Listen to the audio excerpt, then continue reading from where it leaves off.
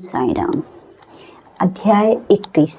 Shri V.H. Thakur, Shri Anantrao Patankar और पंढरपुर के वकील की कथाएं। इस अध्याय में हेमंत पंथ ने श्री विनायक हरीश्वर चंद्र ठाकुर, श्री B.A. श्री अनंतराव पाटणकर, पुणे निवासी तथा पंढरपुर के एक वकील की कथाओं का वर्णन किया है। ये सब कथाएं अति मनोरंजक है। यदि इनका सारांश मनन पूर्वक ग्रहण कर उन्हें आचरण में लाया जाए तो आध्यात्मिक पथ पर पाठक गण अवश्य अग्रसर होंगे। प्रारंभ। यह एक साधारण सा नियम है कि गत जन्मों के शुभ कर्मों के फलस्वरूप ही हमें संतों का सानिध्य और उनकी कृपा प्राप्त होती है। उदाहरणतः हेमंत पंथ स्वयं भी अपनी घटना प्रस्तुत करते हैं। वे अनेक वर्षों तक बंबई के उपनगर बांद्रा के स्थानीय न्यायाधीश रहे हैं। पीर मौलाना नामक एक मुस्लिम संत भी वहां निवास करते थे। उनके दर्शनार्थ अनेक हिंदू, पारसी और अन्य स्वावलंबी वहां जाया करते थे। उनके मुजावर ने हेमंत पंथ से भी उनका दर्शन कराने के लिए बहुत आग्रह किया, परंतु किसी न किसी कारणवश उनकी भेंट उनसे न हो सकी।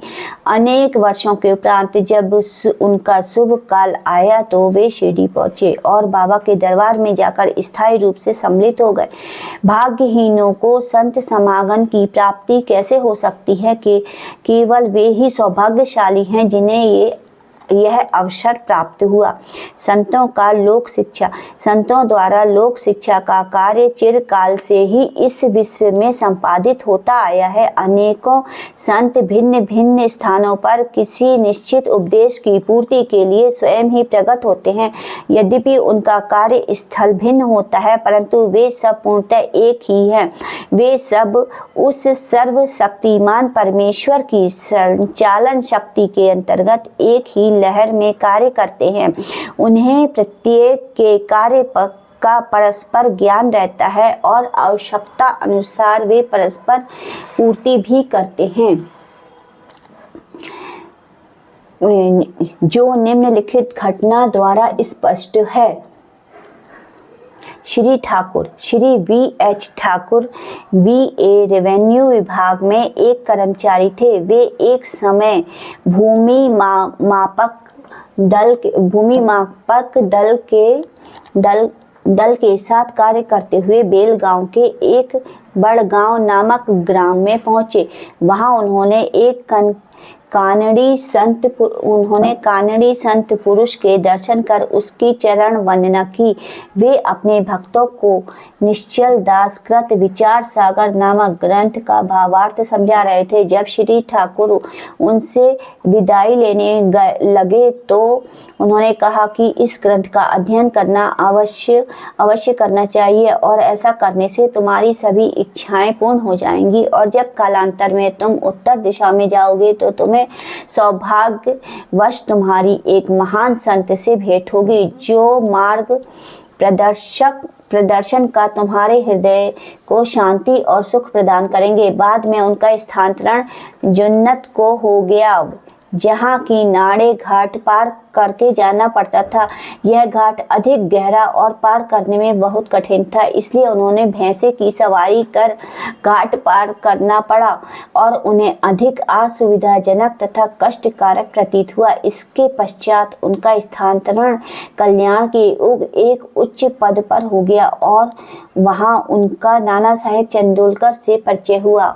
उनके द्वारा श्री साईं बाबा के संबंध में बहुत ज्ञात हुआ और उनके दर्शन की तीव्र उत्कंठा हुई।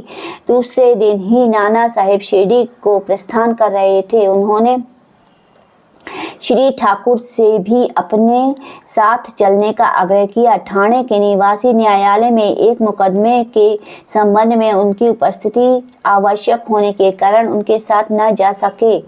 इस कारण नाना साहेब अकेले ही रवाना हो गए। ठाणे पहुंचने पर मुकदमे की तारीख आगे के लिए बढ़ा दी गई और इसलिए उन्हें नाना साहेब का साथ न देने के पर पश्चाताप हुआ। फिर वे शिरडी पहुंचे और वहां वहां उन्हें ज्ञात हुआ कि नाना साहेब पिछले दिन ही यहाँ से चले गए। वे अपने कुछ मित्रों के साथ उन्हें वहीं मिल गए थे। श्री साईं बाबा के दर्शन को गए और उन्होंने बाबा के दर्शन किए और उनके चरण कमलों की आराधना कर अत्यंत हर्षित हुए। उन्हें रोमांच हो आया और उनकी आंखों से अश्रु धाराएं प्रभावित होने लगी। त्रिकालदर्शी बाबा ने उनसे कहा कि इस स्थान का मार्ग इतना सुगम नहीं जितना कि कानड़ी संत अप्पा के उपदेश या नाड़े घाट पर भैंसे की सवारी थी। आध्यात्मिक पथ पर चलने के लिए तुम्हें घोर परिश्रम करना पड़ेगा, क्योंकि यह अत्यंत कठिन पथ है।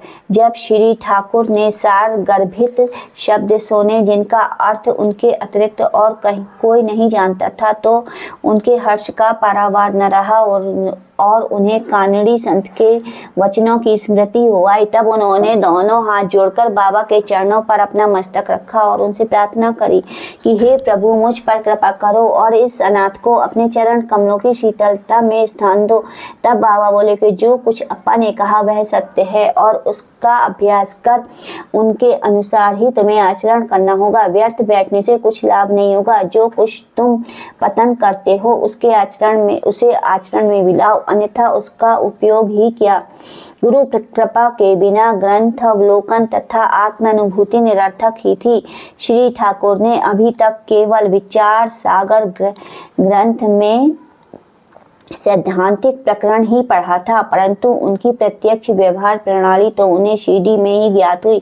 एक दूसरी कथा भी इस सत्य का और अधिक सशक्त प्रमाण है। श्री अनंतराव पाणकर, पूना के एक महाशय श्री अनंतराव पाणकर श्री साईं बाबा के दर्शन के इच्छुक थे। उन्होंने शिरडी आकर बाबा के दर्शन किए और दर्शन से उनके नेत्र शीतल हो गए और वे अति प्रसन्न हुए। उन्होंने बाबा के श्री चरण छुए और यथा योगी पूजन करने के उपरांत बोले कि मैंने कुछ पठन किया है, वेद वेदांत और उपनिषदों का भी अध्ययन किया है तथा अन्य पुराण भी श्रवण किए हैं, फिर भी मुझे शांति न मिल सकी, इसलिए मेरा पठन व्यर्थ ही सिद्ध हुआ।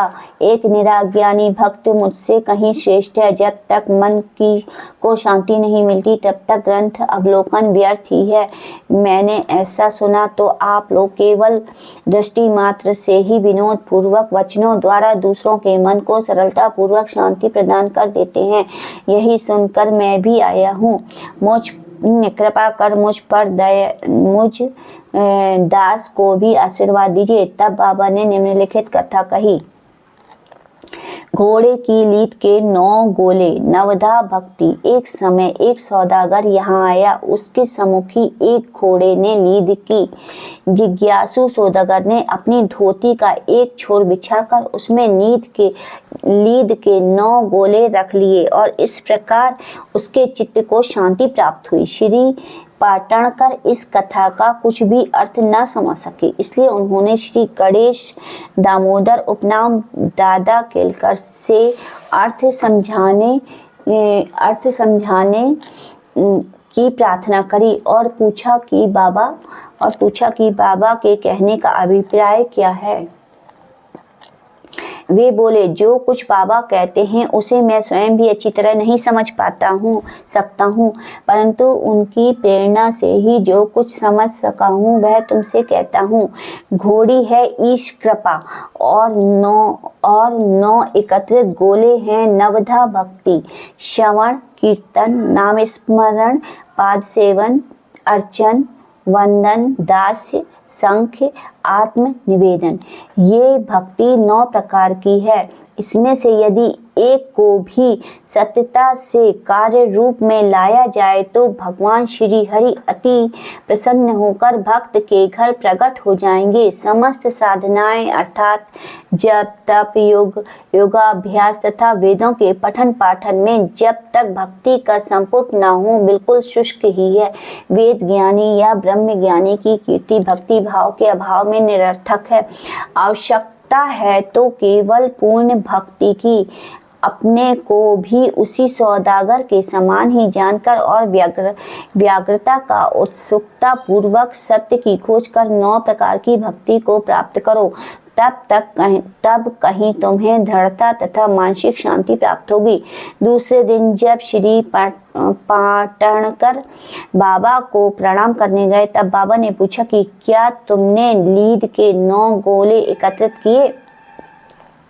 उन्होंने कहा कि मैं अनाश्रित हूँ, आपकी कृपा के बिना उन्हें सरलता पूर्वक एकत्रित करना संभव नहीं है। बाबा ने उन्हें आशीर्वाद देकर सांत्वना दी कि तुम्हें सुख और शांति प्राप्त हो जाएगी, जिससे सुनकर श्री पाटणकर के हर्ष का पारावार न रहा। पंढरपुर के वकील भक्तों के दोष दूर करने के लिए उन्हें उचित पथ पर ला देने की बाबा की त्रिकालेत्रता की एक छोटी सी कथा का वर्णन कर इस अध्याय को समाप्त करेंगे।